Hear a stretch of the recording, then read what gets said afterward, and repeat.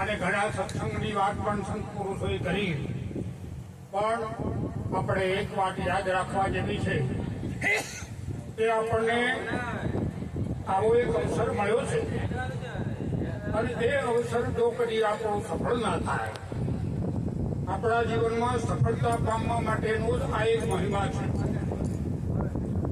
આજે જે પુરુષ આ શરીર છોડીને ગયા છે એના અંતિમ સમયે પણ આવો એક કાર્યક્રમ યોજી અને બધાનો લાભો મેળવી અને પોતાની ઈચ્છા પ્રમાણેની ભેટ પૂજા કરી અને વિદાય થયા છે ને એની પાછળનું આ મહિમા છે. કેમ કે જીવનમાં બધું મળે છે.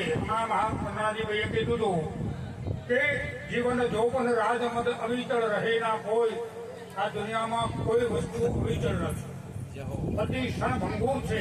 આ શરીર પણ દેહ આપણું પણ ક્ષણભંગુર છે અને આ ક્ષણભંગુરની મહાપુરુષો કહે છે કે કોઈ સંતના દર્શન જો થઈ જાય, સામા સંત કો દેખ કે ચટક નમાના શીશ, અરે એક ગુને કી ક્યાં પડી લાખ ગુના બક્ષીસ.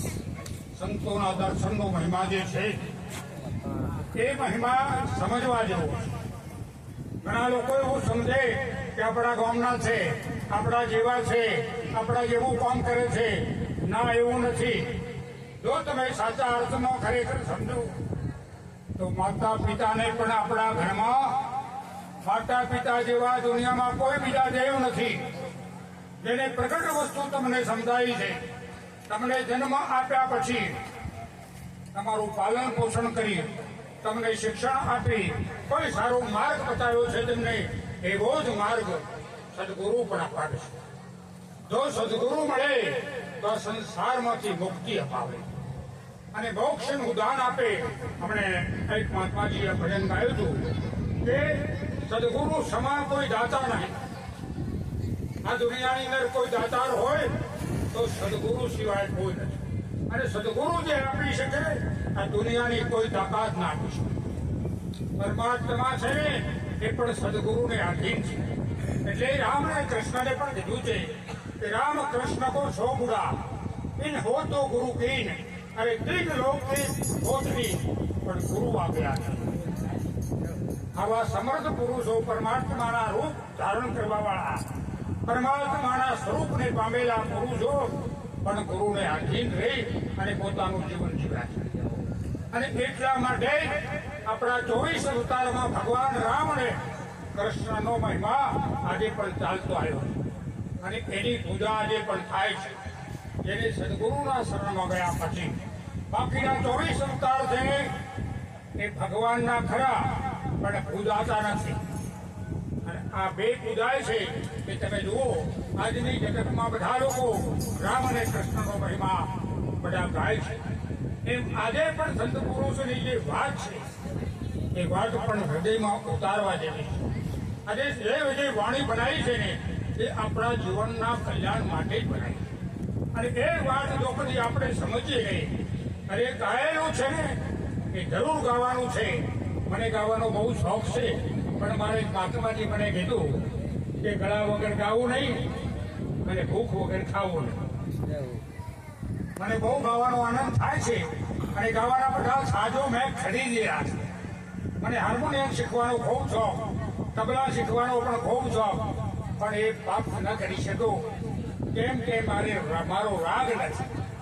અને આ જગતમાં રાગ છે ને એની સાથે સાથે વૈરાગ પણ છે. આજે રાગ કોને કહેવાય? બે વ્યક્તિ વચ્ચેનો સંબંધ જે છે અને બે વ્યક્તિ વચ્ચેનો જે સંબંધ છે ને એને રાગ કહેવાય.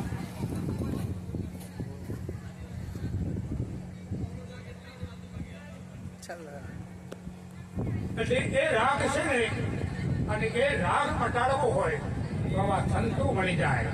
તો રાગ હોવા છતાં અહીંયા મહાપુરુષો કીધું છે કે રે છે સંસારમાં અને ભીડ છે સંસારથી, એવું સમજણમાં સારસમાં. સદગુરુ તમને એક એવી સમજણ આપે છે કે સંસાર છોડવાનો નથી, મંદિરમાં બેસી જવાનું નથી, કાળા ધોળા કપડા કરવાના નથી, આપણે આવી કોઈ ક્રિયા કરવાની નથી.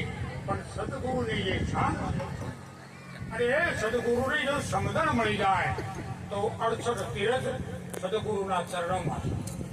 અને સંતો પણ ગાય છે, કરસક તીર્થ મારા સદગુરુ ચરણે, કોણ જાય ચાર ધામ આગે, જેને જેને હરિજન હરિ ગુણ ગાય, એ તો નિજ ગંગામાં આપણે ગંગાનો મહિમા છે એ વાતની સાચી વાત છે. હજારો નહીં કરોડોની સંખ્યામાં નર્મદા, ગોદાવરી, સરસ્વતી, સરોજામાં સ્નાન કરે છે. હું પણ ગયો છું. મને ઘણા લોકો એમ કહે કે તમે ગંગાજીના દ્વાર ઉપર આવ્યા, આ થોડું પાણી તો લઈ દો, બધા લઈ જાય છે. કીધું મને સદગુરુ મળ્યા છે ને, મને એવું સમજાયું છે કે તારા ગોળાનું પાણી છે ને એ ગંગા જ છે. અને એ નાવાથી જો કદી પાવન થાય, અગર કોઈ નાવાથી જે થતું હોય એ જ ગંગાના પાણીથી થાય છે. ગંગાના પાણીમાં તમે સ્નાન કરો તો શરીર શુદ્ધ થાય. અને આપણા ઘરના ગોળામાં પાણીનો પીવો, અગર તો નાવ તો તમારું શરીર શુદ્ધ થાય અને તરસ છીપાય. બાકી પાવન ના થવાય. પાવન થવાની ગંગા જુદી છે. અને એટલા માટે કીધું છે કે આ સ્નાન કરવાનો જે મહિમા છે અને એમાં પણ લખ્યું છે કે જ્ઞાન ગંગાનો મહિમા મોટો, મુખે કહ્યો ન જાય. આ જ્ઞાન ગંગાનો જે મહિમા છે, અને આજે પણ જે કંઈ બેઠા છો આજે તમે બધા એ ગુરુના શરણમાં ગયેલા, અને ગુરુના શરણમાં જ્યાં પછી આપણને સમજાણું છે એવું કે આ શરણ છે ને એ જ તમને પાવન કરી શકે. અને સંતો પણ આપણને એ કહે કે આપણે મન શુદ્ધ કરવાનું છે, શરીર તો ઘેર પણ શુદ્ધ થાય. અને ગંગાજીમાં નાવાથી તમારું શરીર શુદ્ધ થાય, પણ મન શુદ્ધ ના થાય. જો મન શુદ્ધ કરવું હોય તો આ મહાપુરુષોના સંપર્કમાં આવો અને મહાપુરુષોના શરણોમાં જઈ અને વિનંતી કરી અને તમે તમારા પ્રશ્નનું સમાધાન મેળવો. અને એ પ્રશ્નના સમાધાનથી તમારું કલ્યાણ થાય.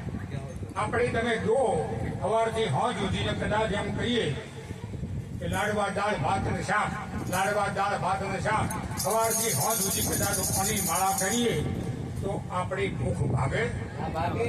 અને કદાચ તમારી સામે ભોજન આવે અને એ ભોજનના તમે દર્શન કરી લો તો દર્શનથી દુઃખ એ જાય. તો આ ભૂખ મટે દર્શનથી તો શું કરવું પડે? આવા સંત પુરુષો જે કરવાની રીત છે, અને મહાપુરુષો એટલા માટે કે સદગુરુ તમને એવી શાન આપે છે, એક શાનમાં તમે આખો ઘરમાં ચાવી ખોઈ જાય, આખો મહેલો ભેગો થાય, ફટાફૂટ કરીને તાળું તૂટી જાય. અને તૂટી ગયા પછી ચાવી જડે તો કોની ખરી તે થવાનું તો થઈ ગયું. અને હવે ચાવી જડે તો શું કોમણે? એમાં શરીર છે ને એ તાળું છે. અને આ તાળું ઉઘાડવા માટે આપણે ઘણી મહેનત કરી, એમ કરતા કરતા શરીર પડી. એટલે સંતોષ તમા કીધું કે ઘણી પલક કી ખબર નહીં કરે કાલ કી બાત, જીવ પર જમણા ભમે જેમ તેતર ઉપર વાત. આપણને સંત પુરુષો 1 મિનિટનો વાયદો નહીં કરવાનો.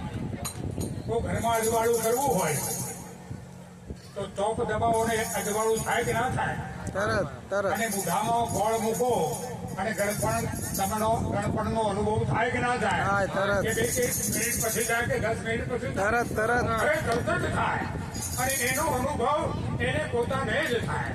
તો તરસ તમને લાગી હોય તો તમે પાણીનો ઈશારો કર્યો એટલે લોટો આવી, અને લોટો આવ્યા પછી આ પાણી એને પીધું તો આ તરસ કોની મીઠી પીવે એને ખબર પડે કે જોવે એને ખબર પડે. તો એવી અનુભવ વાળી વાત જે છે ને એ સંતોની પાસે છે. અને આપણો દેશ પણ અનુભવ્યાનો દેશ છે. વાતોનો નહીં, અનુમાનનો નહીં, પણ અનુભવનો દેશ છે. અને જેને જેને અનુભવ થયો છે એ પુરુષો આજે અહીંયા બેઠા. અને જેને અનુભવ નથી થયો ને એ ઉઠીને જતા રહ્યા. કેમ કે મને એટલી જ વાત હતી કે ભજન કેવા થાય છે, કોણ જેવું બોલે છે, અને કેવું પાડું સારું થાય. આટલું જોવાવાળા હતા ને એમનો પીરિયડ પૂરો થઈ ગયો. હવે જે બેઠા છે ને એને સાચી વાત સમજવા માળાવાળા બેઠા. અને ખરેખર આપણને સાચી વાત જે મળી છે ને એને પ્રોત્સાહિત કરવા માટે મહાપુરુષો આપણને વારંવાર આ વાતો કહેવામાં આવે છે. અને ખરેખર એટલા માટે જ આપણે મળ્યા છે આપણા જીવનમાં કંઈ પણ ઉણપ રહી જાય તો આવા સંતોની સભામાં આપણી ઉણપ નીકળી જાય. ઘણા લોકો કે તમે પૂર્ણ જ્ઞાન થઈ ગયા, પૂર્ણ બ્રહ્મ પોતે બનો, વિજય મન ના લાગે, હે રાજકુંવર અસ્થિ ચલો, પછી કોડી ના માંગે. ગુરુ મહારાજે જો ગુરુ મળી જાય ને કદી માગવાનું મટી જવું જોઈએ. અને ભય અને ભૂખ બે આ જગતમાંથી જતી રહી.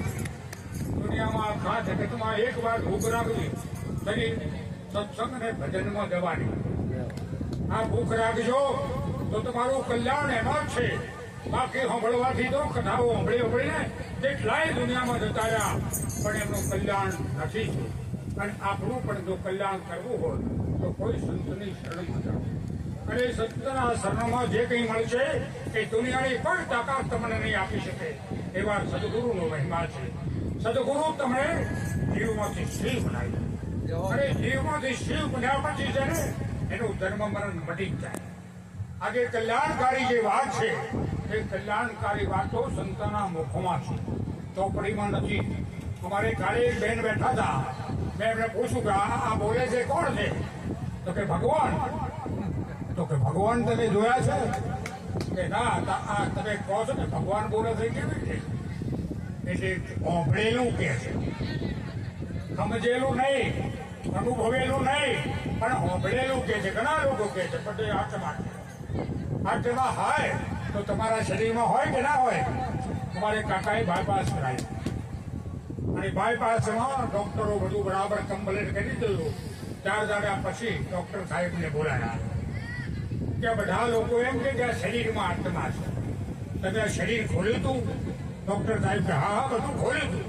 એમાં તમારે જે મિસ્ટેક હતી એ કાઢી નાખી અને અંદર જોયું કે બધા લોકો એમ કે આ શરીરમાં આત્મા છે, તો તમે મેં જોયો તો કે કાકા લોકો વાતો કરે છે.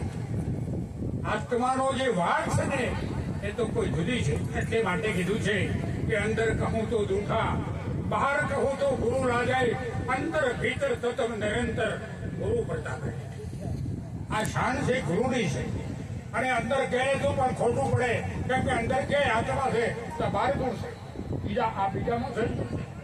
એની વાત પણ ભ્રાંતિ વાળી ઉભી થાય. અને આપણે સદગુરુ મળ્યા પછી કોઈ પણ પ્રકારની ભ્રાંતિ ના લેવી જોઈએ. તમે ઘરમાંથી નીકળો અને બિલાડું આમથી આમ જાય એટલે તરત પાછા પડે,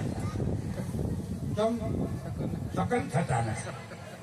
પાછા જઈને પાણી પીને આવે એટલે સકન વળી જાય. હવે બિલાડાને ખબર છે કે તમે ક્યાં જાઓ છો.